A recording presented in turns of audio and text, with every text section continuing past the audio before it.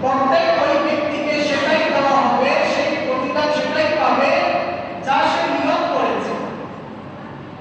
নিয়তের বরকত কি আপনাকে একটি উদাহরণ দিচ্ছি। আপনি কোন একটি ইবাদত করবেন, কোন কাজ করবেন, ওই ইবাদতে আপনার নিয়ত যত বেশি হবে ওই ইবাদতের মর্যাদা সওয়াব আল্লাহর দরবারে তত বেড়ে যাবে। আজকে আমরা যোহর নামাজ পড়ার জন্য মসজিদে এসেছি। নরমালি আমরা নিয়ত করা ছাড়াই এমনি চলে আসি, নামাজ পড়তে যাচ্ছি। কিন্তু আপনি বের হওয়ার আগে ওযু করে ঘর থেকে আপনি একটু নিয়ত করে মনে মনে মুখে বলতে হবে না।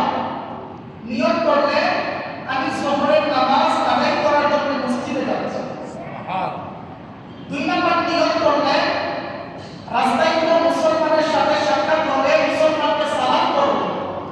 তৃতীয় নিয়ত করলে রাস্তায় কোনো কষ্টদায়ক বস্তু থাকলে পাথর, গলার ছিলকা, কাটা পড়ে থাকলে কোনো মুসলমান যেন কষ্ট না পায়, আমি এই কষ্টদায়ক বস্তুকে আমি সরিয়ে দিব।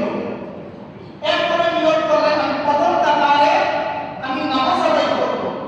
তারপর নিয়ত করলে মসজিদের ইমাম সাহেব যিনি রয়েছেন তাদেরকে দিন ওনার সাথে সাক্ষাৎ করব।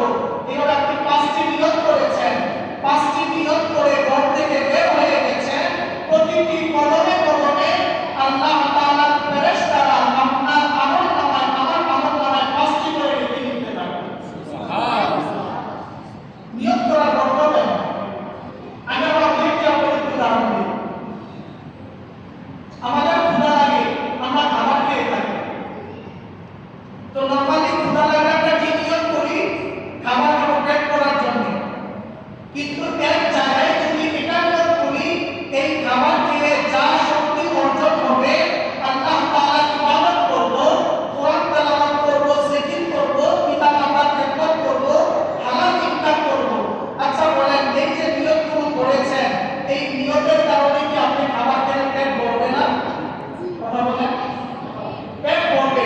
কিন্তু এই নিয়তগুলো করার কারণে আল্লাহ সুবহানাহু ওয়া তাআলা আপনার খাবারটাকে ইবাদত হিসেবে কবুল করে নেবেন। সুবহানাল্লাহ। নিয়তের